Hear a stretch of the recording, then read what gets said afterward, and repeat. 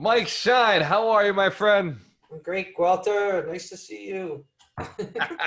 Good to see you, brother. We were just having a really cool conversation about networking events, the quality of the networking event. And later on, I definitely want to dive into the mortgage strategy you're using with your wife. Super unique strategy to buy houses that pretty much anybody can use. But right now, and this is what's valuable, right? People are starting to open up and want to bring business back. We were talking also about locations. You know, will we open back the Alchemist location physically here in Fall River and start using it again?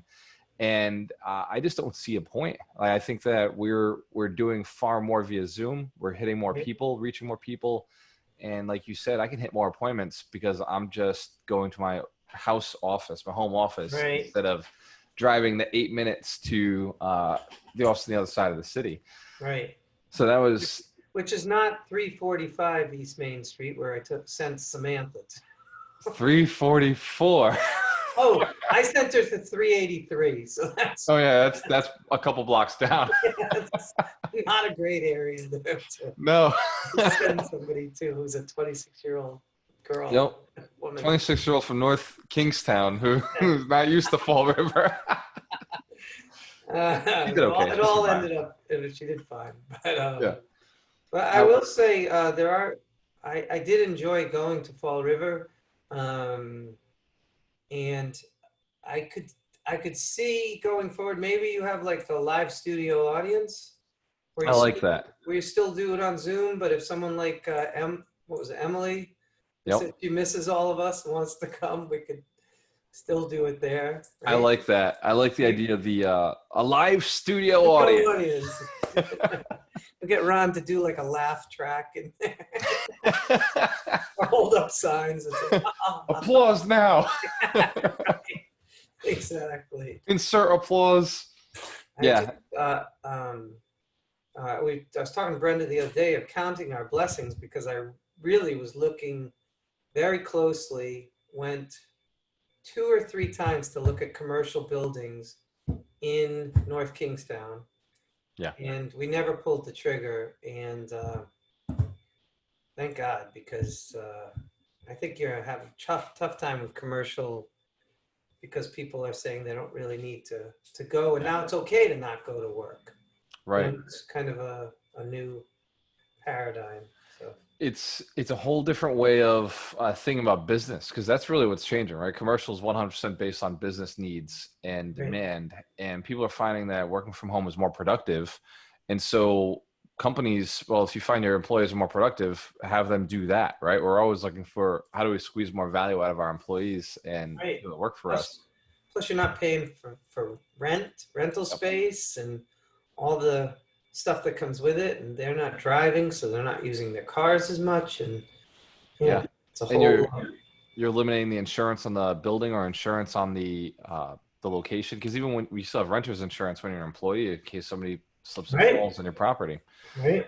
So there's so many pieces of overhead that companies can eliminate. And me and Ron are looking at the same thing. We can just put another business in that spot or convert that unit into a residential unit. And well, I was I guess my point is that before COVID happened, you had to have a physical presence. Like people had to go to your office. But since the virus and people are wearing masks and all that stuff, people completely get that your workers are going to stay home, and that they can still service you over the internet and that kind of stuff. And that's given people permission to kind of the business owners that didn't really want to have a physical presence can now do it, and it's okay. I mean, I'm not one of them. We still have closings here in the office. I was at a closing in Pawtucket. But I did a refi this afternoon, and the woman said all our friends were like, "Oh, you're going to the lawyer's office? We didn't know." So I think it's nice that you're still doing closings at your office. You're still doing it in person for people. You guys masked up. Lots of Lysol wipes and lots of gloves and masks and all that kind of stuff. So. Mask up, glove up. It's funny. I was in the dentist. 10x your safety. 10x gloves. Yeah, I was in the dentist office this week, and the hygienist came out, and she was wearing the mask, wearing the gloves, and she had the and she had the big rubber piece over her. Oh And yeah. I looked and I was like, this is exactly like normal now. like, Yeah, like right. normally I'd go in, I see a hygienist, I'm like, damn, like that's a lot of protective materials. And I'm like, yeah, I wish my servers were wearing this. like that seems Yeah. normal. So how's your tooth? You said you had an Good. impacted wisdom tooth.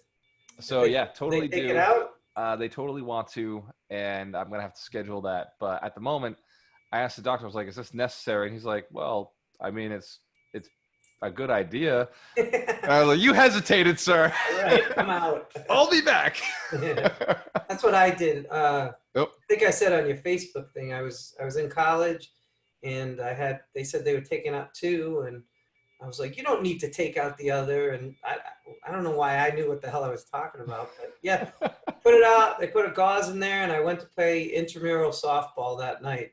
Yep. And, just had the little gauze in there and played. And I'm gonna say we won because I can't remember, but But it was good. It was a good yeah, game you played. yeah, exactly. It was fun. I was yeah. Anyway, So it was so like you volleyball should at be your house. okay. The What is only it? thing is impacted.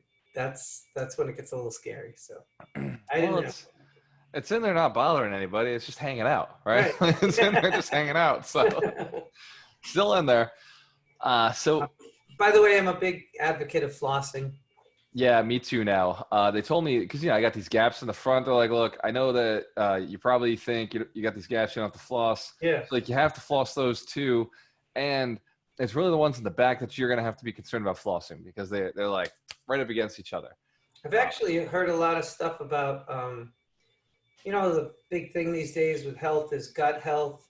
And, Yeah. the fact that we have long intestines. And so if food is rotting in there, you can get very sick from it. I'm not going to go into the whole vegan thing. Go vegan. Anyway, but I think they said that about flossing too, that if you have food just staying in your mouth and Yep. rotting, can't be good for you. So yeah. No, and the reason it's okay for us to talk about this stuff is because you want to live a long time, right? So a lot of money is made in the extra years that you live. Like if you live to be 100 years old, you can earn a lot more money than somebody who lives to be 60. Yeah. Right? It's compounding, yes. Yeah. Oh, it's so funny. Remember the other day, Saeed was talking about how he saw me. He made it sound like I was like 100. He's like, people in his family quit when they're 40 and just. Right. And I'm like, what? What? I'm just starting. What are you talking about? Mike just turned it up in 40, yeah. right?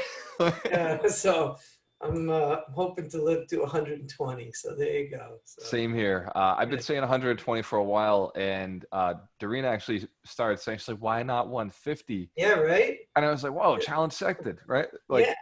Book that dentist appointment now. Yeah. Let's get that done. Yeah, that's cool. So the other piece we were talking about a little while ago, after we were talking about locations, was because it actually financially makes sense for companies. We talk about health, but the piece before this, we were goofing on networking events, right? There are some networking events in your business, and this is, 100 Millionaires is about building millionaires. 100 Millionaires is about making money, but doing it in a way that's sustainable, that you can enjoy. And some networking events just drain you. Some you go and it's like, I don't know that there was money in the room. Maybe there was, maybe it was for somebody else. So some real estate events can be like that. Some BNI events can be like that. I think something we were talking about the other day is mindset.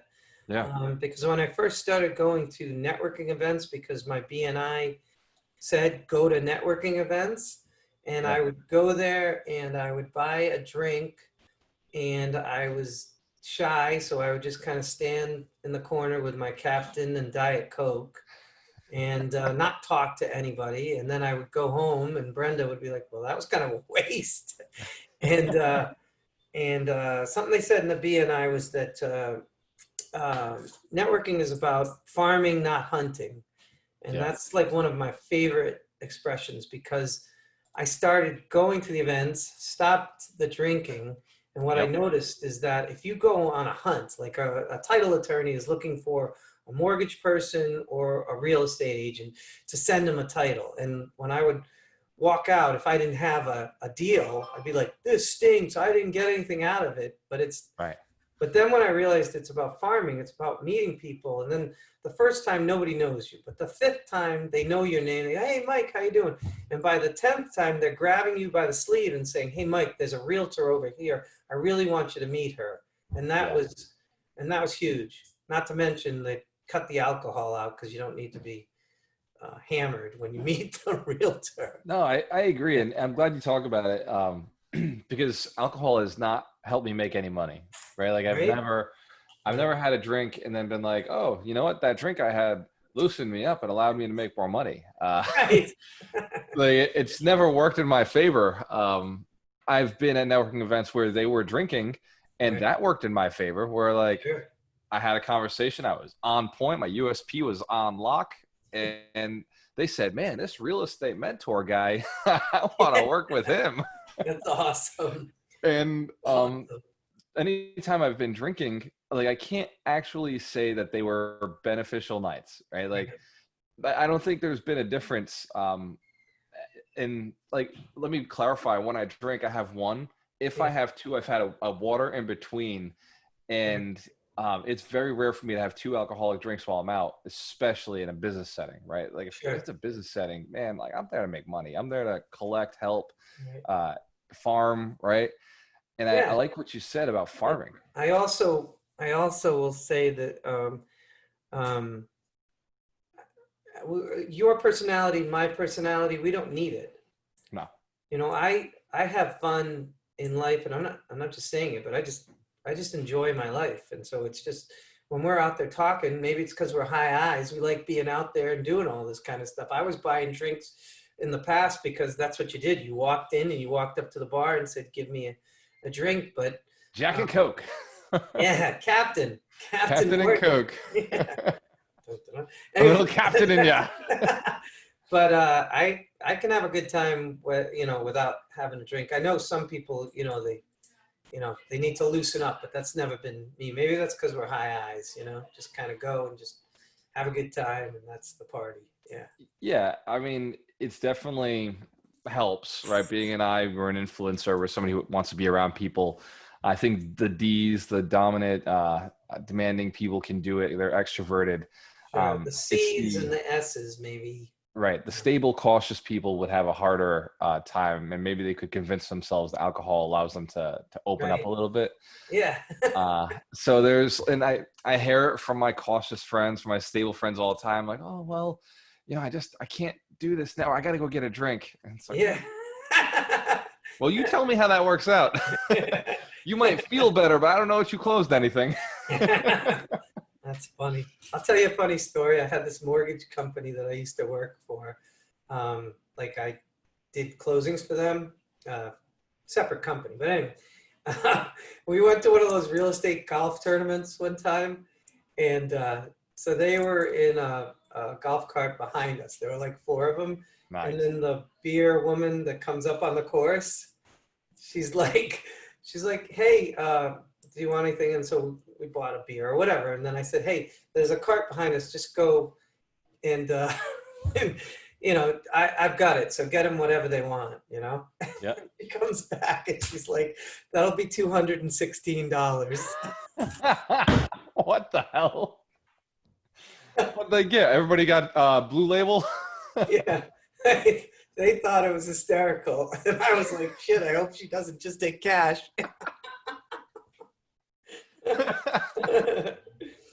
That's awesome. Yeah, it's so be careful of your networking events, right? Like buying drinks can be expensive.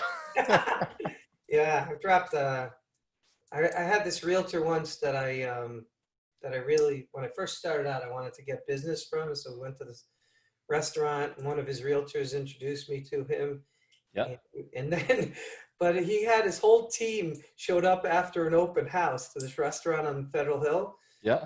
And the bill ended up coming in at $900 something bucks. Man. Like, oh, at least we've got established a relationship. And it's about farming. Yeah. I never got one title from him. So painful. So there you go. Lesson learned. And so that's where I think there's a way to farm and hunt at the same time. And Yeah. it's choose, maybe it is all farming, right? Choose the fertile ground, right? Go to a location where the ground is fertile and invest there, as opposed to, you wouldn't hunt for a deer in a place where deer don't live, right? Right. And you wouldn't farm in a place with just rocks, right? You go to a place where the soil is conducive to farming. Yeah. And I found that as a real estate investor, if I'm looking for real estate deals, then it makes sense to go to the places where people who are coming into contact with real estate deals are. And it's really trade shows, like, places where electricians, HVAC guys, plumbers, contractors of any kind, basically those trade shows, those contractors are in broken homes every single day fixing them. Oh, that's a great idea. I've never thought about it. Landscapers, networking events that have those guys in it, guys and gals, like those are valuable for us, right? Right. And networking events with attorneys are valuable for us, because Sure. attorneys are seeing the probate side, they're seeing the contracts coming up, and so And they're not the RIAs. I mean, that kind of stuff too. RIAs are valuable for finding wholesalers. Okay. So I do find that the deal, we do find a lot of deals at RIAs as well. Hmm. But when you think about building a network that's powerful, who's in houses every single day fixing stuff? Right. Right. And so give me an example. Have you gotten deals from like an electrician before? Yeah, absolutely. So electricians, roofers, those are expensive things for people to do. Right. And so when they go out there, they say, hey, like, this house is really rough. And perfect. It needs a roof, huh? You got the roof and we're done. So just for education of the people listening. So what would you do at that point? So you got an electrician or a roofer. Say a roofer says, hey, this is really rough. Then what? Say to the electrician, hey, see if they'll talk to me, or you just go and directly speak to them yourself? How does that Yeah, work? I typically just go out and we have the conversation. But the reason why, and like I said it in their head, is like, if you don't get the job, let me know. Right? If you don't get the job, let me know. When I go out there and I buy the property, you're going to get the job. Ah, that's awesome. Yeah. Right? Everybody helps everybody. That's right. So it's been one of those conversations that has worked out for them, worked out for us. Nice. And the only problem I have with roofers is they disappear all the time, right? They'll roof for 2 or 3 weeks, through 3 months, they make their money and then they're gone. They're out of roofing. So I had a buddy of mine who he worked for Firestone Roofing Products. Yep. I learned everything I ever needed to know about EPDM, rubber roofing, and all this crap from him. And because our building in Richmond Square had a rubber roof, and the seagulls used to drop the clamshells on it, and that would cut the roof. When they were dropping it, Yeah. break it, yeah, and you'd get up on the roof and it'd be like slices in it. But Oh man. luckily, Seagulls. luckily the roofs were so old it had like the tar underneath it. Yep. That when the heat would hit it on this black roof, it would just kind of melt it. There were never any Seal. leaks in it. It was just seal it up. It was cool. It was cool. Wow. But anyways, but he was telling me, I remember I went with him one day just to kind of meet his roofers and all this stuff. And it was a rainy day and they were all in the bar. Yep. It's like they were all getting hammered at like noon. It was Yep. like all the way around the bar, all roofers. Yep. That's a room with money. Yeah. Right. Yeah.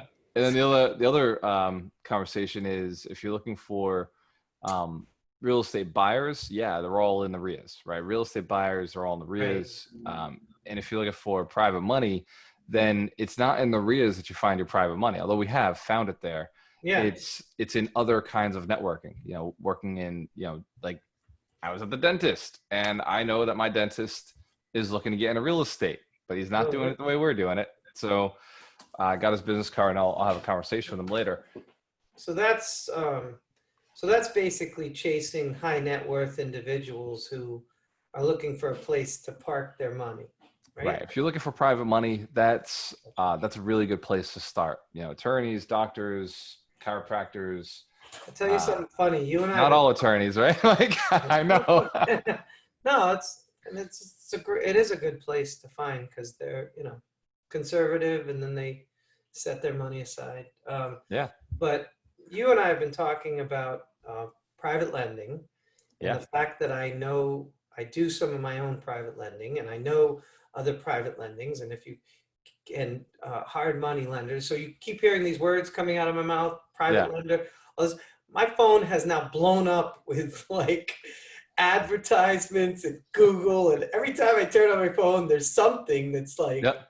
are you looking for private lenders? No way. Yeah, because they know, they're listening. It's crazy, man. Yeah. I don't know how it all works, but I know that it works. Yeah, it's crazy. And as you're talking, suddenly everything starts coming up on your ads. Facebook is now. Guess what else I see a lot of on my phone? You can guess. What do I talk about all the time? Is it me? No. Well, that would be true too, but real estate. Oh, come on. What are you talking about? Tesla. Yeah, there you go. There's only a couple of things you're talking about all the time, Mike. But like Tesla, real estate. I don't even understand, but if you have like a Google bar, in the middle there. Yep. Meet Kevin actually on there. But anyways, if you tap on this thing, it has like news from Google or whatever, Yeah. And so, anyways, see Tesla. They're just all articles on Tesla because I happen to mention. Mine doesn't say that. What's going on here? Yeah, what is yours talks about dentists and getting molars. Oh yeah, so mine changes all the time. Yeah. And it's because I'm Googling stuff all the time, right? Completely different avenues. Right. So for a week, I was getting all these hookah like advertisements. And what bothered me the most is I started clicking on them because it was like, now it's over. Now you buy it. Now you must be getting like how to speak Russian classes, right? Not even close, Mike. I refuse to speak Russian at the moment. So I'm 100% focused on the brokerage. Yeah. 100% focused on acquiring a little bit more property. We're putting a lot of offers in right now. And yeah, that's awesome. You're doing flips now. You're doing flips now, right? We're doing, well, they're still the same flips we've always done. 2 families, 3 families, 4 families, small stuff, small multis. Awesome. So yeah, we're picking some more of those up. And they're buy and hold flips. We'll hold them for a year. We'll do a hybrid BRRRR strategy and not pay the income tax on that. We'll pay capital gains instead, which is a much softer tax for us. Right. So it doesn't look like a flip, but it's a flip. Wow, that's awesome. You only have to hold it for 1 year, not 2 years to. It's really the way you file the taxes. So when you file and you're collecting rent on it, you could hold it for 8 months and you'd be able to call capital gains because you filed it like a rental property, like a real estate investment. That makes sense. That's cool. Yeah. Cool. Oh, so you were saying hookah, and then what else is showing up in your feed? So there was hookah, and then obviously there's all these success books. So I'm always getting hit with different coaches. Ty Lopez is in there, Grant Cardone's in there, and it's like okay. A ton of Grant Cardone because we did Sell or Be Sold. Yep. We skipped a week. We did something else, but then we went to 10X. Yep. 10X. So I'm getting all sorts of. I ordered this. Now I get a feed full of microphones in my ads. Like, okay, that one's a little nicer. You're right. I should have bought that. Okay. Yeah, and I also get a lot of click funnel things because I'm always saying, "Oh, this is just a click funnel." I see it now. You know how when you see 10 strategies for getting private money. Yep. Here, just give me your email address. Yeah. Insert here your information. Now we've got your information, and here's another hoop. Yeah, exactly. I love it. Yeah, it's good technology. It's found a way to squeak more money out of me, just a little bit, and it's definitely cool. I just wish that advertisers understood a little bit better, like what demographics they're clicking on. Because sometimes I'll get these ads, and I'm like, no, that's not me. Right, like I'm not that guy, right? and I get how, like, I know what they clicked on because I'm an Yeah, advertiser myself, so I know what they clicked on. sure. But it's like, you're too generic. They should have Yeah. niched down a little further because they're getting me in there, and I'm not I'm that not buyer. interested. I got you. That makes sense. That makes But it's and lesson. The further deeper into the niche you go, the more money you're going to make. The further your marketing dollars go.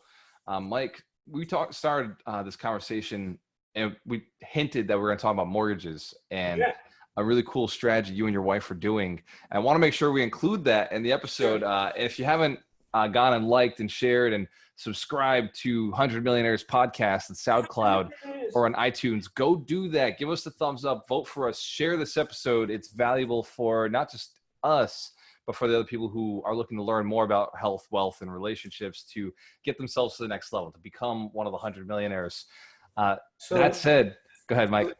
so the group that came to the vegan barbecue at my house, that is the wholesale mastermind group, correct? That was the Alchemist mentorship program. Everybody in Alchemist that was Mentorship. actually a mentor, a mentee at some point. Okay. They're part of the 100 millionaires. Yep. Okay. I was just uh,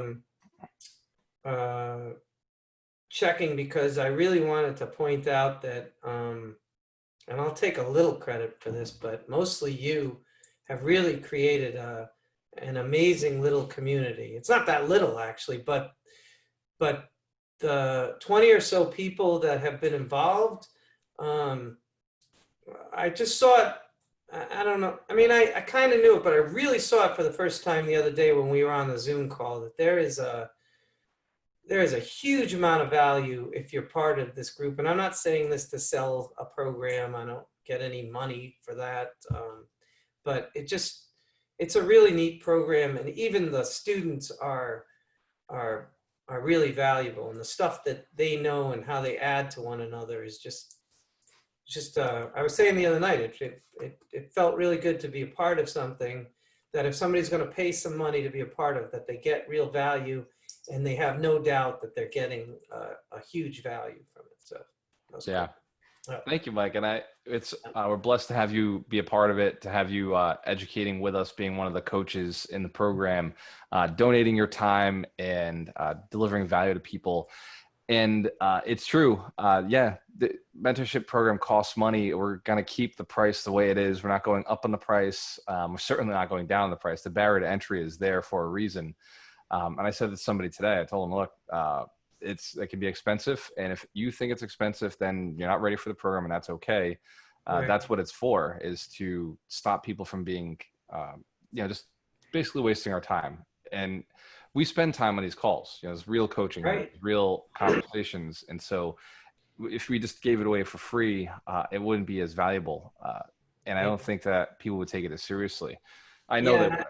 I also see that, like, a lot of the people who are in the group will say stuff like, one facet of this coaching program, whether it be the attorney, me, talking about something, or whether it be Terry Wager talking about something, or of course you, Gualter. I'm not trying to, but just one of those. That's what they've said. We didn't say it. They said it, and I'm not. Sounds like I suddenly jumped into a commercial, but that wasn't the point. It was just. I have said to you, Gualter, 100 times probably now that I don't want to be a part of something that's just taking money from people and doesn't give value back. And it just felt so good to see that we are actually making 100 millionaires, and these are high quality people that get it, and they're following the program and they're going along doing it. It's just awesome. I mean, it's awesome. It's sticking to the mission. How do we do it? How do we build 100 millionaires? How do we go and do that and consistently make sure that we're producing something? We know not everybody who goes through will become a millionaire right away. But within 3 to 5 years, that is the goal. How do we make initial contact? And like you said, Mike, it's about farming. Right. It kind of comes back to this. We're back. It's about farming.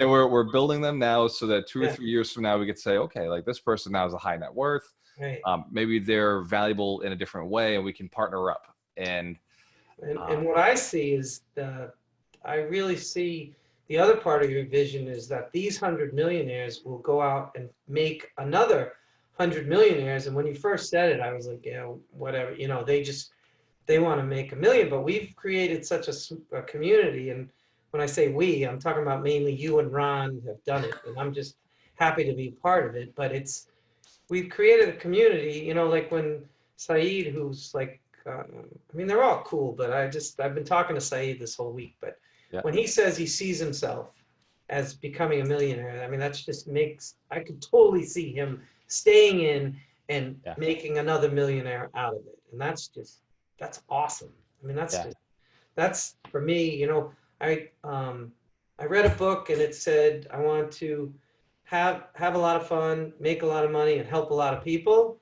Yep. And I never really thought about how I was going to help a lot of people. I say I do it in the closings, and I like to help, especially first-time home buyers. But this just came out of nowhere, and it's just become something that's really important to me. So that's cool.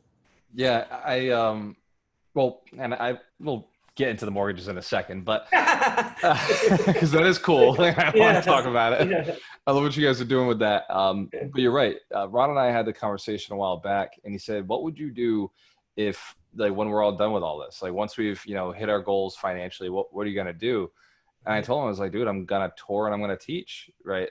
And he's like, "No, I mean, like, what are you gonna do for fun?" And it's like, "Dude, like, I'm gonna give back. I'm gonna tour and I'm gonna teach, and Right. I'm going to tour and teach on bigger stages." like what are you getting at here?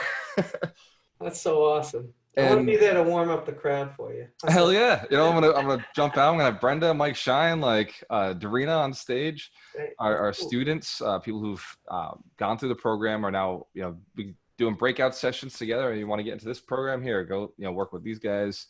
Like, I see us traveling the country, yes, getting paid to do it. And giving real value. Like, Exactly. I think I mentioned, I forgot what Zoom call we were on, because we're talking all the time, which I love. Yeah. But, just the fact that I was at this one and somebody said they spent $40,000 and they don't know if they really got the net worth. And I mean, I don't have any idea what price structures we would talk about in the future, but I would never want to hear somebody say that. I would want everybody to say, wow, I got way more and now I'm a millionaire because I spent 10 grand. Yeah. And then if you stood up on stage and you said, listen, if I told you today that you could spend 10 grand and you would become a millionaire, would you do it? And every hand in the thing would go up, as long as you can deliver that. That's awesome. And that's why we work on the products the way we do. We're testing them, we beta test them, we put people through the classes, we ask what worked, what didn't work.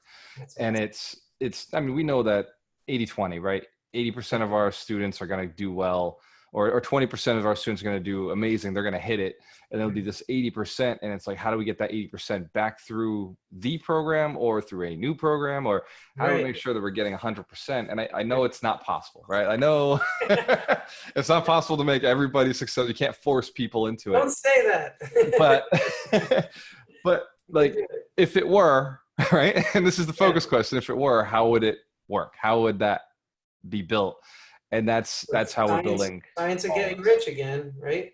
Right. Science of getting rich. If everybody does what Gualter says to do and they all get rich, then we knew it worked. And so the only people who are not going to become millionaires in this program are the ones that just don't do the work. I mean, I see that, because it'll work. And that's what it comes down to, is how do we get them to do the work? How do we get them to do the things that are important? And I love it. Because we have the accountability. That's what I love about it, is that we have the accountability. Yeah. And it just kind of, if you're in a group where you know, like, and trust everybody else in the group, you're not going to show up on one of our calls and say, I didn't do the work. Yeah. You just won't. If it's like weekly or whatever, you're just not going to say that, because you really respect the other people in the group. Yeah. And so that's, I see that accountability part is huge. Yeah, it's cool. And one of the cool things I've seen is that the go-getters, the ones who we know, like, they came through the program, we knew from the beginning these guys were locked in. Like, all we need to do is guide them a little bit. Yeah. Those people are the ones who are saying, hey, how do I continue the program? Right? Like, how do I stay in? And, it's like, okay, that makes sense. Like, that actually makes a lot of sense. So the program's working for go-getters. And for people who are kind of wishy-washy, they're seeing something, they're gaining something. Everybody's gaining something from this. Yeah. And they're just, I think we pushed them a little too hard, right? Like there's this level where we're like, hey, maybe we pushed them a little bit too hard. Yeah. Maybe there's a lower level program that they should be going through to start off. Right. And it's trial and error. We'll figure out as we go. Like you said, at least we're not charging $60,000 for the program. We're beta testing all this, and yeah, which is awesome. and I've And paid. the other thing Yeah. I just, which I thought was neat, is that you've got people who've been in like the 8-week program that you're now saying, we would like you to be a coach. Right. So right off the bat, eight weeks into it, you have people that you see who have potential to continue the mission are being given that opportunity. I mean, when I used to come to Fall River, I was always saying that to you. I was always saying, hey, I really, something about being a coach or being, talking in front of people is something I would really love to do. And so you've given me that opportunity. And I just, I see it with Darina and Ryan McDermott, and you've got other people who are coming through. Yeah. Yeah, Mitch Jorsky. Yeah, it's. Well, Mitch is already a coach. I was talking about already a coach, already an author, right? Yeah. But I was talking about the new ones that they can see that they can be a part of it and not just be a student. It's almost like camp counselors. They started out as campers and then they become to like counselors in training and then they become counselors. It just seems, It's exactly like that, and it's designed that way so that this can grow faster. Yeah. If it was all like, and Ron used to make fun of me before. He was like, "Hey, remember, this isn't the Gualter show, right?" And he used to make fun of me. It's not. What do you mean? and the whole point has always been, and I always say to him, like, Ron, I just don't know that anybody can train the way I train, right? Can you hold the audience? Can you pull people in? And he said, no, I agree with you. Like, that's a skill that you have. Right. Can you teach it? I was like, of course I can teach. I can teach anything. He knows how to get me. That's awesome. A little story was when I was in the Attorney General's office, the first place they send you to do trials is the traffic court to do breathalyzer refusals. Nice. And because it's a very simple case presentation. There's like a 1-page sheet and you've got the police officer up on the stand and he pretty much says the same things each time, like, what did you see, officer? Staggered gait, bloodshot, watery eyes, odor of alcohol on the breath. And it was funny because they always had the same language. It's like, really, is it always the same? But I remember that after a certain amount of time, they asked me to train the next prosecutor. And it took me like a month to be okay with the way my mentee was doing it. Because I thought, I do it the right way. But what you found, there was like 75 prosecutors in the Rhode Island Department of Attorney General, and actually 75 different ways to present a case. And so it took a little bit. It's the same idea. Like, I know that you can teach and you have a great skill, but there may be somebody out there that doesn't use the same technique that you use, but still gets their message across in their own way. And once you can sort of surrender to that, that was kind of it. Because I was like, tough prosecutor, get up there and all this stuff, and I was all, excitable. And then there were other ones like my friend Bob. He called it Buffalo. He would just buffalo with facts and just calmly just lay out fact after fact after fact, never raised his voice, and it was so effective. And it was like, but I could never be like him in a courtroom. So yeah. What do you even want to be? What do you want no to be? way. Not at all. Yeah. He's more of a C. I'm an I, Oh, totally. Yeah. And you move the room through sales and, hey, this is how we feel. This is what it was. Yeah. And it works. Yeah. And I agree with you. And that was the piece. And you can see it in our mentorship. You can see two coaches side by side who have a very similar background, very similar training, but then their personalities are different. And our students go to one or the other just because they're like, oh yeah, I just like the way felt, or I liked what they said. I like how it sounded. And so, Yeah. wow, you spoke to both coaches. You did a one-on-one with both of them, and you went with that one over that one, and there was like a reason, right? Like you can Yeah, justify the reason. totally. And to me, I'm Yeah. like, I want both, right? Yeah. That's awesome. Well, it's good you have all the coaches then, you know? Right. And there's some people who need that legal side, right? Right. They sit down with you and they're like, oh my God, like I need to continue down with this, and these are Yeah. some pieces that I want.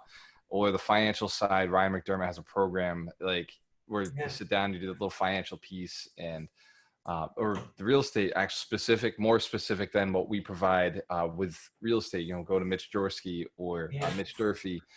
Yeah. And it's funny that the Mitches are both deep into the niches of real estate. It's Right. crazy.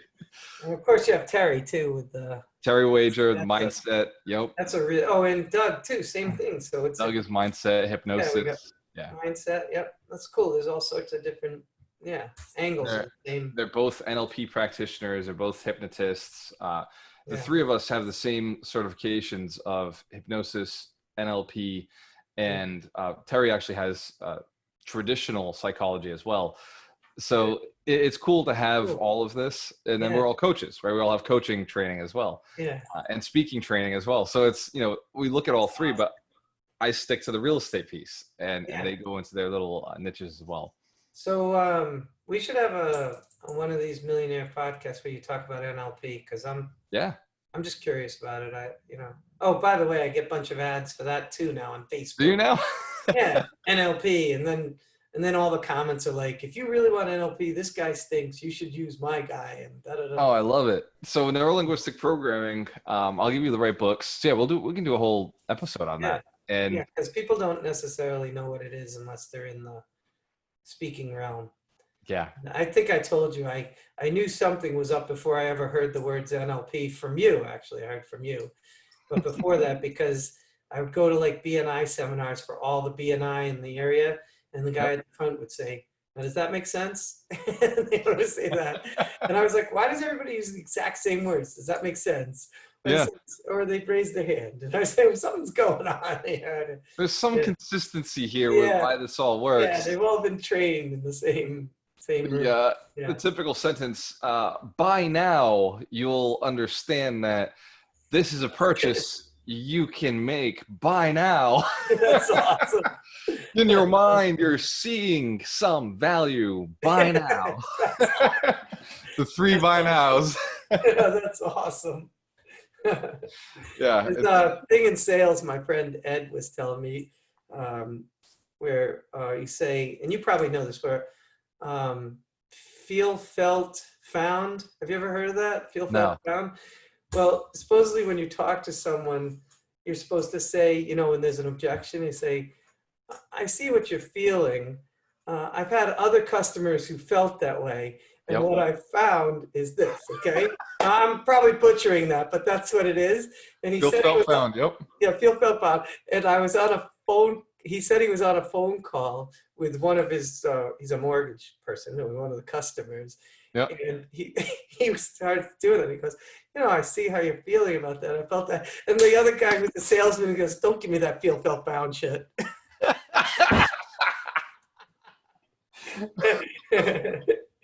Oh, it's funny. Yeah. It's funny. So hopefully Dorena never watches this episode, but I use feel, felt, found on her all the time. Awesome. I can see how you feel that I wasn't on time for this appointment that you and I scheduled.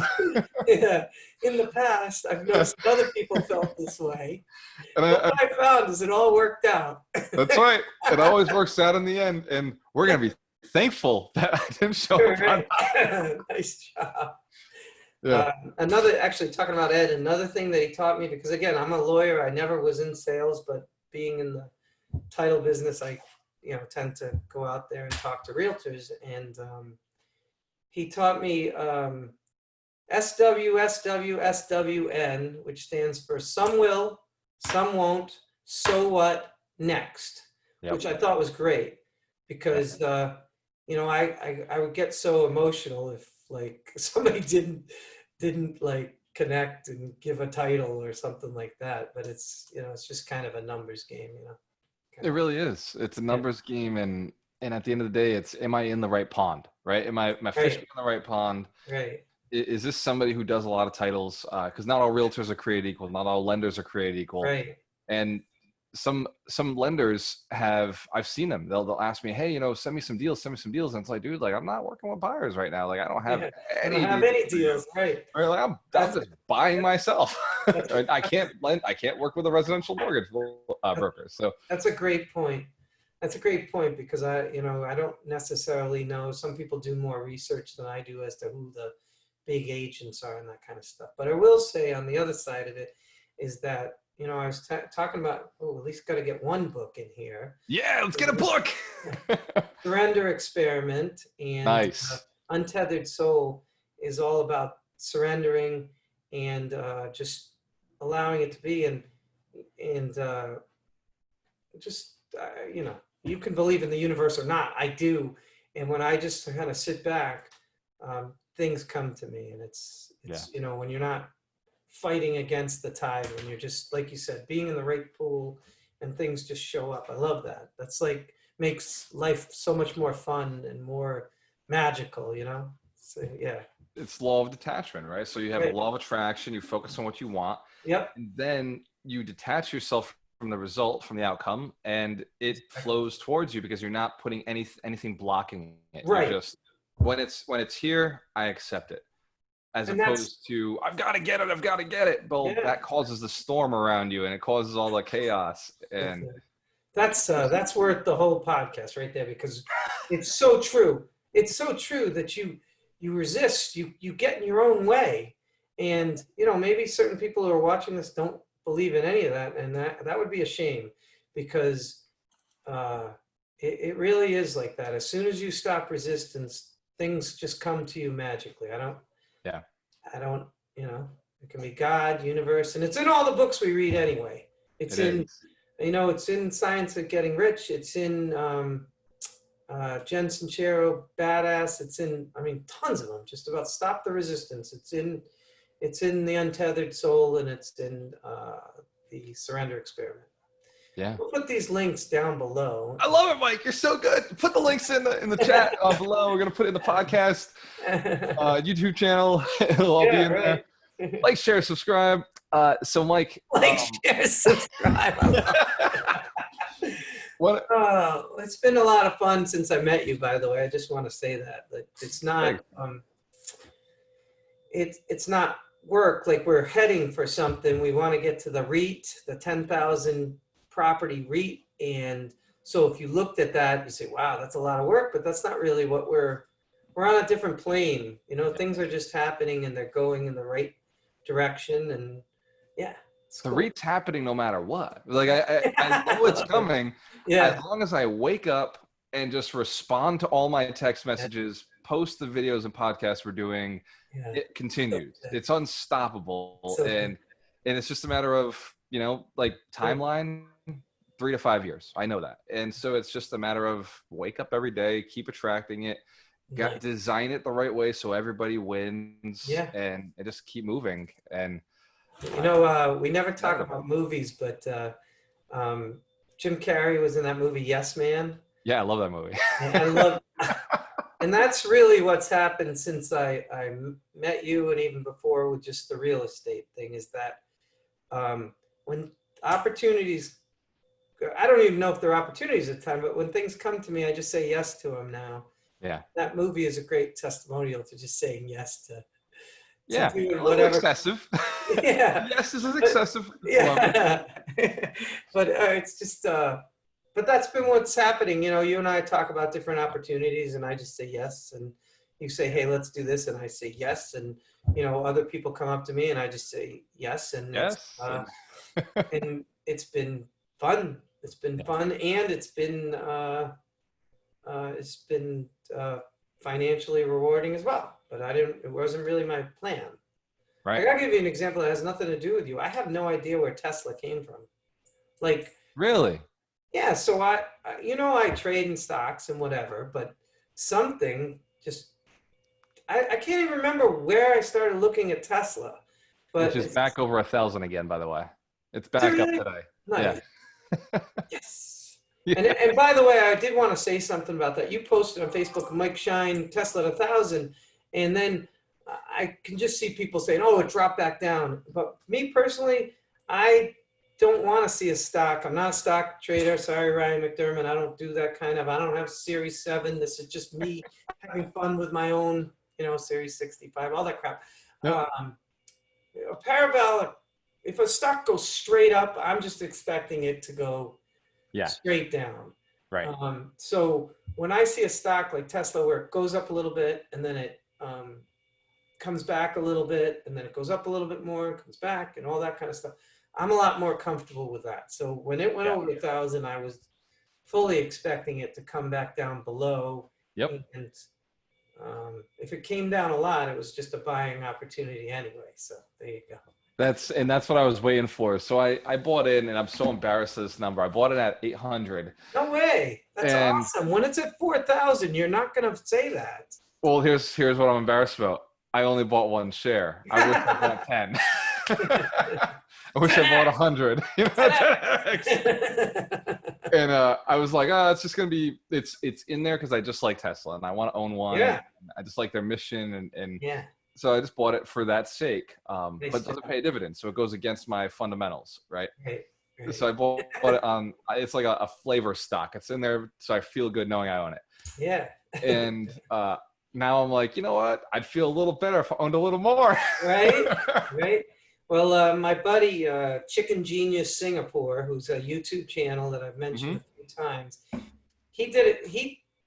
He does technical. Oh, it's not that technical. It's pretty simple analysis, with the candlesticks and wedges and all that stuff. And so if you go back a little bit and you'll see how he analyzed. But a few days ago, he did one with the gap ups. And then he said, all these people keep asking me if it's too expensive to buy it now. And then he said, my thought is that this stock, this is just his opinion. And again, he says he's not a financial planner. He's just doing it his own account. It's not financial advice. But he was showing all the candlesticks of it going up to 1,000. But then he pulled back and said, my thought is that the stock is going to be up at 4,000. That's what he's thinking. Yeah. And some of the other people like ARK investors and all that are saying 8,000 or even 22,000. And anyways, but when you pull back and take a view of what 1,000 looks like to 4,000, it looks really, really cheap. I mean, it's so if you jump in at 800 or 1,000, I mean, if I jump in, if I buy more, which I'm planning on buying more. Let's put it that way. So, I think every time I spend a lot of time on YouTube listening to people who know about battery storage, about renewable energies, about the cars, about the semis, the trucks, all that kind of stuff. It's a much bigger company than just a car company. And I'm just blown away by how many streams of income it has. So it's just, it's fun too. Again, it's fun. I don't know. Mike, and honestly, that's why we trade in stocks, right? Right. Like, it's fun. If you were to look at the avenues to make money and build wealth, if you look at building a business, buying stocks or real estate, by far stocks are, to me, the hardest avenue to go because you're fighting against a lot of just too much consistency. It's way too small margins. And unless you're trading options, in which case the margins increase, but the risk also substantially increases. And in real estate, get Carlos on the podcast. Dude, we definitely can. I can definitely get Carlos on here. Turtle trading. Yeah, turtle trading. I signed up with one of his free accounts, but I've been so busy I haven't done anything with it, and I'm not busy. What do you say? My priorities, or what's the... It's all about priority management. Yeah. Nope.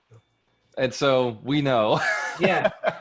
So actually, we should have Carlos on here. I can shoot him a text. We'll just schedule it out to next couple of weeks. Because I'd like to get to a point where I'm just trading options from Tahiti. Yeah. And then you get up in the morning, from 8 to 9 a.m. or whatever time it is, you do your trade, and then you're out and you're windsurfing. Nope. Yeah, because the problem with the way you and I invest is it only works if the market's going up. Right. We're not supporting anything where, Yeah, we're long-term investors, and we're buying equity in stock in companies, Exactly. and Yeah. we're making money off the dividends and the appreciation. Yeah. And so right now, as investors in the stock market, we're one directional, and it's Right. and what nice about Carlos is he's the way we are in real All estate, right? directions. Yeah. He can make money in any direction the Any market's direction. going. I think I mentioned I had a friend of mine who got me into options a few years ago. His name's Angelo Patassi, and he said he worked for, I think it was Citizens, but they would only make money for people on the way up, and it was frustrating to him. And so he taught me about iron condor strategy, which he did for his parents. Very Yep. conservative strategy.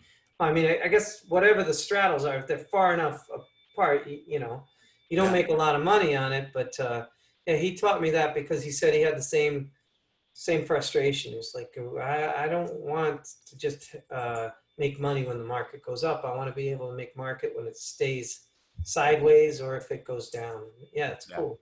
Because people think options are, you know, high risk, and they can. I mean, you know, if you're doing like a naked put or whatever the heck it is. A But naked call or a naked yeah. put, it's like, Yeah. and you can be a smart guy and Yeah. still And get run a naked call crushed. and naked put on accident. Like Yeah. I forgot to set my my call and put, whatever.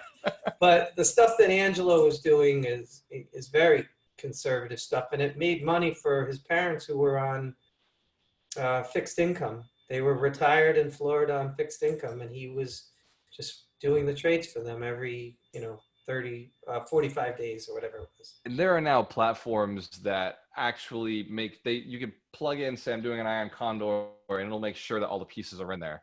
And Right. if something doesn't get purchased, it lets you know like that wasn't purchased. Right. So TD Ameritrade's Thinkorswim platform, yep. because Thinkorswim was the ultimate options, according to Angelo, was the Yeah, best platform, and TD Ameritrade saw that and bought it. that's what Carlos Bello said too. Yeah. That's why I have TD Ameritrade. That's why I have Yeah, Thinkorswim. I Yep. still have mine for the Thinkorswim, but it's funny if you go to the TD Ameritrade platform, it's like Schwab's platform or Fidelity's, but Yep. then when you click on Thinkorswim or you download it, it's kind of like the stuff Chicken Genius was doing with the candlesticks and the whole that whole part, which again, it's just fun. You know? Yeah. It's just kind of fun to do that. We never got to our mortgage thing. We should save it for the next time as a total. Oh my! I can do it now. Maybe we can divide this into two. You know what? Behind the curtain type thing, just so you know. I was watching, I'm trying to think, a couple of different YouTubers. Hyperchange is a YouTuber who focuses on Tesla. Yeah. A few other stocks. But what I noticed he does is that he will put up on certain platforms the whole hour or half hour or whatever he does. But then every so often you see pieces that he took out of it, which I thought was good. Yep. You know, because there are some people who can, like Drew Martin, he's not watching more than 5 minutes. He's done. He's done. 5 minutes in, he's like, podcast over. Well, we just need like a VA to pull out like chunks and say, you know, handle this part or whatever. So that's actually my VA is right now getting trained on not quite that task, but the other podcast I'm running, the Alchemist Nation. So that is. Wait, you have another podcast? What? Yeah, man. I'm just joking. That one's every day, Mike. That one's every crazy. freaking day. Nice job. Yeah. Yeah. I love it because it's powerful people, right? You were on it. I did an episode with you. I've done an episode with so many different people. These are all people richer than me or more talented than me in different arenas, and it's just listening to champions. Yeah, that's awesome. It's super valuable. That made me think about something. We're really got to make them wait for the mortgages, aren't we? No, we can talk. We can talk about it right now. So, you sure? This is not for everybody, and again, this is not financial advice. This is just what Brenda and I did. But a friend of mine directed me to a website which was called Truth in Equity. And apparently American Express used to have this program a long time ago. It was called like Pay Yourself First or Pay Me First or whatever. It's a little less attractive right now because regular mortgage rates are so low anyway. You know, if you can get a mortgage like 2.5% on a 15-year, Yeah. you might want to just go for that anyways. But Right. basically, the way it works is that, and supposedly this is popular in Canada and Australia, that in the United States, we usually get like a 30-year fixed mortgage, okay? Um, this program, if you want to pay your mortgage down a lot faster, so basically we had a 15-year mortgage, and we, Brenda and I, and we, sorry, Yeah. and I went to a bank and said, I want to get a home equity line of credit instead of the first mortgage. And immediately they're like, well, you don't have enough loan to value in your house because you've got this first mortgage. And then you have to educate them and say, no, no, no, we're actually paying off the first mortgage with the home equity line of credit. So the idea is that you don't have a mortgage, you just have a home equity line of credit on your property. Right. And the reason that's a benefit is because home equity line of credits, they charge interest based on average daily balance. Okay, versus when you get a mortgage, they front load you with a ton of interest. So like for the first 10 years, you're paying mostly interest and then Yes. principal. So at the time we had a 15-year, but we were paying like $800 or $850 in interest. Right. Okay, so when I went to the home equity line of credit, it immediately reduced my interest payment, and I'll explain why in a second. But it immediately reduced the interest that was paid every month to about $400. Wow. Okay, so we went from $850 to $400, and but Brenda, I love her because this is who she is. She's like, I don't care what it is. You're going to keep paying the same amount on down. And so what that did is that instead of paying $850 in interest, you're paying $450 in principal additional every single month. Yep. So you imagine how quickly you can chunk down a mortgage or a HELOC in this case.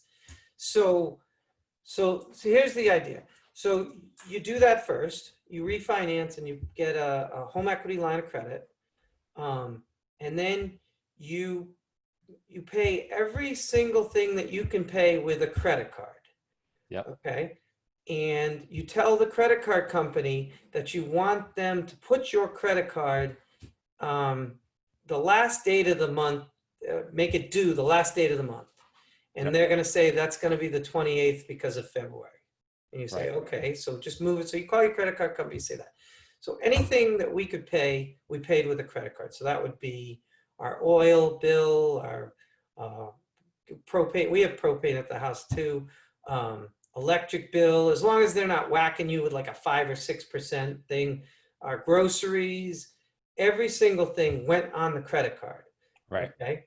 So now at the end of the month, we never keep a balance, by the way. This is like basic 101.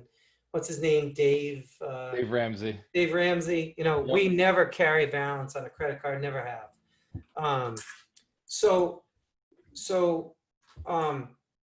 At the end of the month, like the day that credit card was due, we would move money from the home equity line of credit to the checking account, and we would pay that credit card. Say it was $5,000 for the month. We would pay it that day.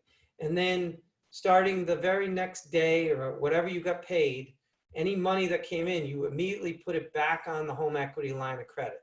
So what you're doing is you're always reducing the balance of the home equity, the line.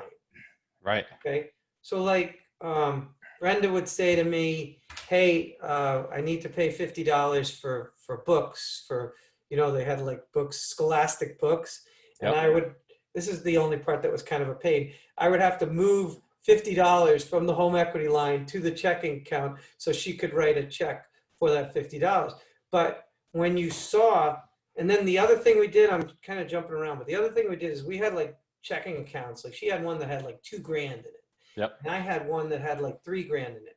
We took those checking accounts, we closed them, and we put that 2,000 and that 3,000 right on the line of credit. Yep. So it kept, and then I had a college plan for Samantha, like a 529 plan that we weren't using. Yep. So I paid the 10% penalty and the tax on it. I put that against the home equity line of credit. So you see, I'm ratcheting it all down. Right. So, so it reduced the interest payment even more. And like I said, every month you would just move the money for that one day that the credit card was due, and then you would ratchet it up. And I had a friend who was helping me with this. I told you about the company that was trying to make money doing this. The company was called Truth and Equity. I don't have any affiliation with them. I just happen to know the website.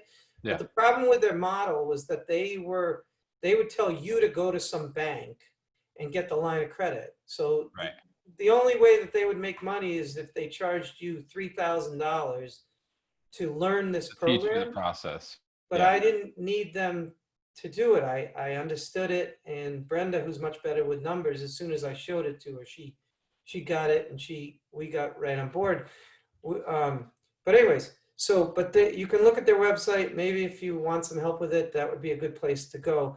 But I also had a friend of mine. So you remember, I had a 15-year mortgage. Yeah. You were paying extra money on that mortgage, and so it by the calculations that my friend did for me, we were going to pay off that 15-year mortgage in 11 years and 3 or 4 months. Yep. Okay. When we switched over to doing this program with a HELOC, that same balance was going to be paid in 5 years and something months, like 2 or 3 months. No way. Yeah. And I will say again, this is just my experience. I'm not a financial planner. I'm not a mortgage person. This is just what I've done, but we've been doing it for like 6 years.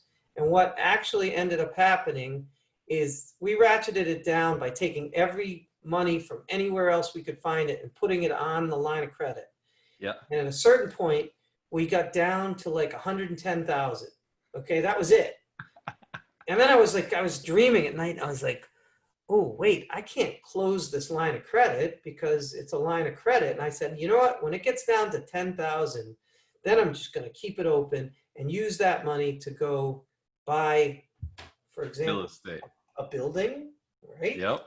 And then I woke up the next morning. I was talking to Brenda. And I said, Brenda, we can't close this thing out. And then even though we still had like 110 to go, that's when we started. We had so much equity built up because we paid it down so quickly that we used it for that. Exactly. To go get real estate. And it's been, it's huge. So I've got to ask, so you would put all your house bills, say your house bills every month came out to, $2,000-$3,000. Yeah.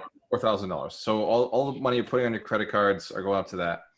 Your credit line balance will say is 200,000. And then you go and now your credit line balance goes up to your balance goes up to 2,400. Right. Yep. 4,000. Yep. Because you're paying the cards off. Exactly. Shift the funds over, and then you're going to take your cash and pay that $4,000 off that month. Right. So what is the effect of that? Well, all right, so I get a paycheck even though I'm a partner in the firm. So for one day on the 28th of February, my average daily balance on my home equity line of credit is, using your numbers, is $204,000. It's higher. Okay? Right. So then the next Friday when I get a paycheck, I immediately move my paycheck onto the HELOC and reduce that balance. And then any other money, I reduce it, and every week I'm reducing it. But the end result is that the average daily balance for the month, for the 30 days of is lower. And again, because it's not a regular mortgage and they don't front end the interest, you actually pay less money, less interest. But if you're disciplined, and this is one of the things I wanted to point out, is that if you're going to do this, you have to be disciplined. Yeah. Okay, because you're like I said, you're using everything on a credit card. You've got to pay off that credit card at the end of the month. Yeah. And you can't, you can't go out and use the equity in your house to go buy a Tesla, or you can't go, Right. to Foxwoods. You just can't do that. So like when I've told friends of mine, I'm saying, listen, it may be a benefit to just stay in a regular mortgage and just because Yeah. that you have to pay. I only found with me was that when I had to pay, I think I was paying when we had the house in Rehoboth, I was paying like $3,600 a month. Yeah. And it was so freaking stressful to me because, Yep. as my father would say, rip, shit, or bust. I had to pay that $3,600, Yep. and that money's gone unless you Yep. refinance. I mean, it's not easy to, I mean, Not easy to refinance. well, Yeah. not every month. I mean, Right. we're all refinancing now because the rates are so low, but you're not going to then pay it. So for me, if we paid down the line, then an opportunity came up, we could take that money out and go put it on a building. Right. So my balance on my line of credit is not at 110 anymore, but at the same time, I own 5 properties. So, Exactly. and And that was what so did it. that leveraged money is what was able to get you to that point. And so many Exactly. people are afraid to leverage the equity in their property, right? It Right. makes sense if there's good return on investment on the other properties you're buying. Sure. And Yeah.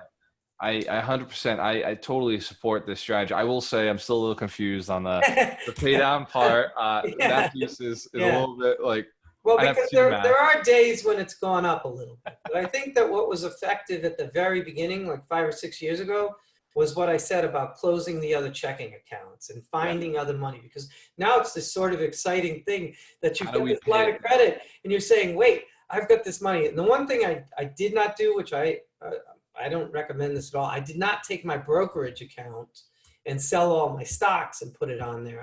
That's not Right. who I am. So like, Right. these were like savings accounts that were making like less than 1% interest. Right. So take that and put that on there. But my stock portfolio, it never, I would never sell that. That's I'm a buy and hold on the stocks. So And I have the same strategy. In the beginning, I sold my entire stock portfolio. It wasn't much. It was like 14,000, and I sold the whole thing years ago and bought a house with that down payment. And that was, that house made me $100,000. So totally yeah, worth it. It was a great return on investment. yeah, Within a year later, I'd made my money back, right? yeah, yeah, Double my exactly. money, like Yeah, 5 times my money, 3 years later. yeah. And Nice job. so it was not a bad move, right? Yeah, right. So that particular move was a good strategy. Sure. But I'm in the same position now as you. And I say, look, my stocks are my stocks. I don't pull them for anything. Those are long-term holds. I treat them the same as rental property. Right. They're there to be held. The only time I sell one is if I'm changing positions. I don't like that company anymore. I'm changing positions to a different company. I want a little more, I want to change my percentages. I'll make sales. But for the most part, it stays within that brokerage account. And I have 2 brokerage accounts for 2 different types of strategies. And I love that what you said is, this is a risky strategy for people who can't discipline themselves. Yeah. If And you're not disciplined, don't do this. right. Because there's a lot of money that's just sitting in that account and they give you checks.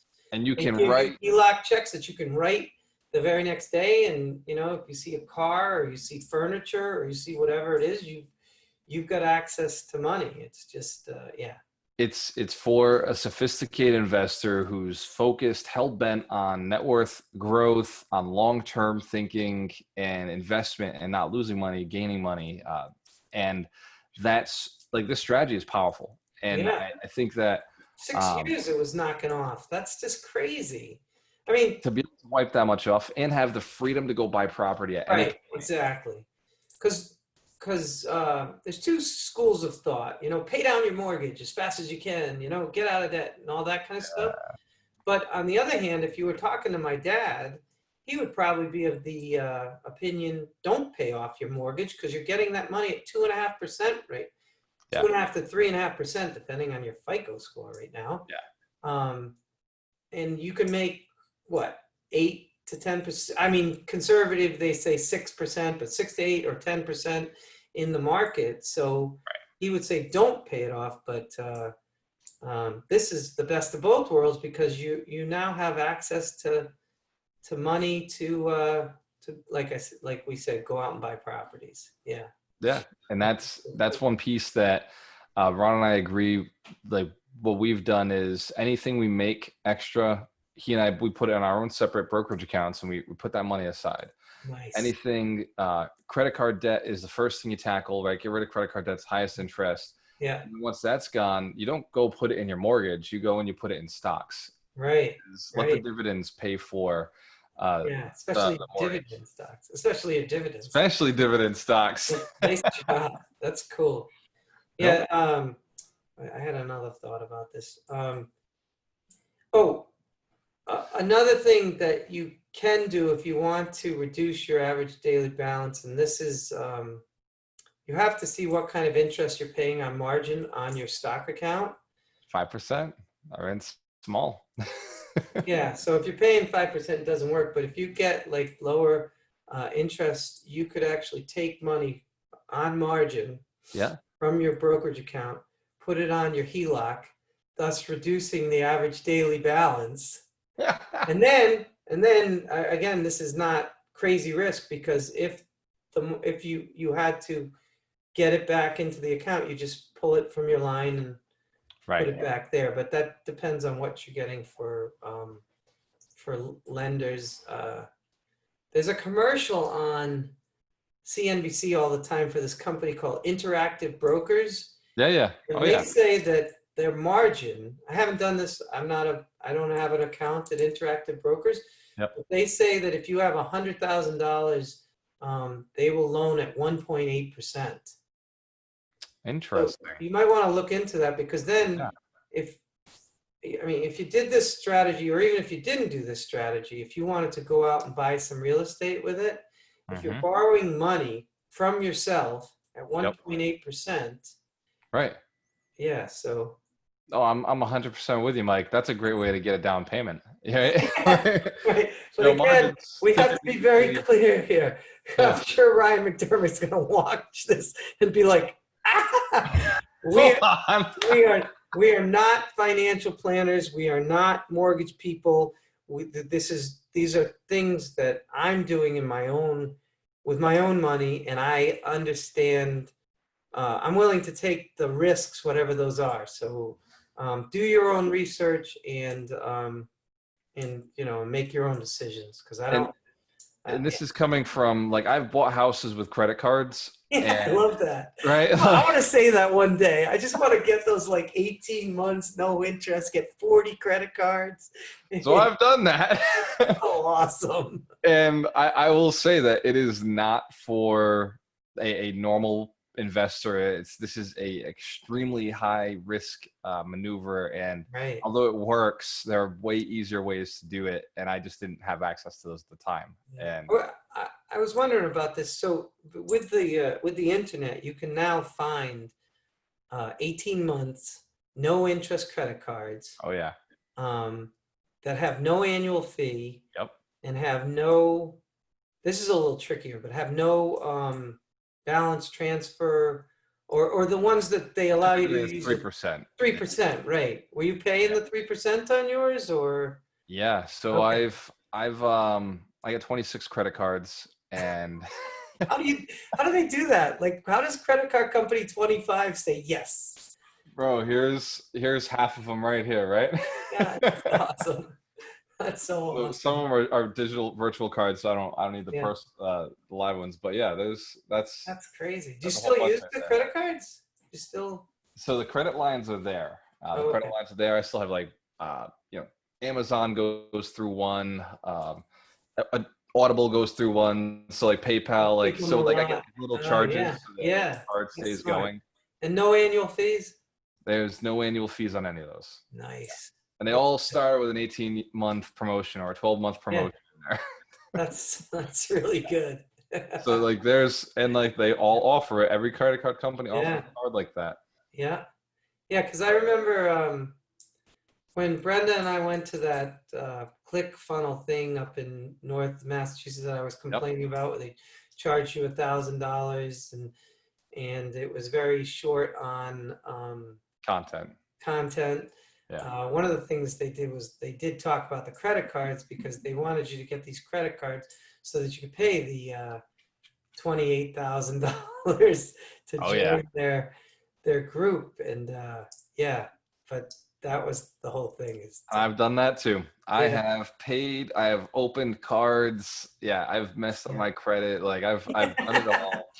And so I strongly advise like if you've got to go do a crazy strategy like that to get a coaching program, Yeah, there's a different coaching program you need and start with that one first, right? that's good. That's good. You're not at that level yet if you can't write that check and or And you don't have actually, a credit line already big enough, you know. and I did want to go back to what you said. I forgot what it was. Anyways, don't worry about that. But yeah, I can't remember what it was. But there was a rewind and listen to what Gualter just said because there was something very valuable in there. Yeah, Well, it's this has been a long one, Mike. This is probably our longest one we've ever right. run. That's why I was saying you're gonna have to break it up into like 5-minute pieces. But we had to get to truth and equity. Yeah. You know what is another neat thing about truth and equity is that you don't. If you had like a Christmas where you spent a lot of money, again, you didn't have to pay the full $3,600. You could take a break and just pay interest only that month, and that was, so it gives you a little bit of flexibility that way too. It's cool. I like that feature, man. I like Yeah. that feature, Mike. Yeah. Mike Shine, what is your statement? What is your slogan? What are you known for? Yeah, massive income from passive income. Yeah. Sweet. I love it, my friend. I am signing off. I've got to go look at a property. Well, Hopefully, nice job. actually, we already put the offer in, so this is just getting a quote from the contractor, and hopefully that comes back good. Yeah, it was the thing was, I know what you said. I just thought about it. There are other ways besides getting 18-month no interest credit cards these days, like even hard money or private money. Yep. You can get rates. We've seen rates as low as like 8% on those, but if you're doing that and you're maxing out a bunch of credit cards, you might want to talk to us first and say what's a better way of doing that. So. And one of the things with our coaching programs that Darina actually really instilled early on, she said, hey, you're not going to have people open a bunch of credit cards at your event, right? And I told her, I was like, no, when we get to the point where programs cost 12, 15,000, like we'll do the financing. We'll be the bank, right? Like I've always wanted to be the bank. So I love it. That's awesome. So that's okay. We're not scared of selling a product that we can't collect on, right? Like we're okay with it. So she's like, oh, so how would you do that? I was like, dude, it's our product. Like anything that we're selling, like we'll take a down payment and we'll finance, right? I love it. Awesome. Perfect. Yeah. You know, always wanted to be the bank. Yeah, I've always wanted to be the bank. Like I want to be the bank as a young child coming into the world. Like I knew I want to be a teller. I wanted all that. My one job I missed. I wanted to be a teller so bad because I was like, they handle all the money. There's no way you can't figure out money being a teller. Like you'd see who has money and then you ask them questions, right? Like that was my strategy. Yeah. And I never ended up doing it. I can't remember why. Well, you're lucky because I worked at a bank. I wasn't a teller, but I was in the back office. And when they were a penny short, they had to stay until like midnight to figure out where the heck the penny went. Yeah. That's not true. If it was a penny, they just throw in their own penny. But I'm saying if you were $20 short. Fuck it, I'm out. I'm going home. $20 short, you were staying, redoing every. Yo, the drawer's short. Yeah. Shit. And I was like, see ya, I'm going out. Toss that $20 in. I'm done. Yeah, right. Mike Shine. Gualter. Great episode, man. This might have been 2. You might be right about that. I might slice and dice this one later. Yeah. When you have a choice, always work with the best. 100 Millionaires podcast. Like, share, subscribe. Send Mike some titles. And if you want to invest with some real estate, Agent Alchemist, send it our way. We got you. Awesome. Alchemist Real Estate Group. That's awesome. Later, Mike. Later.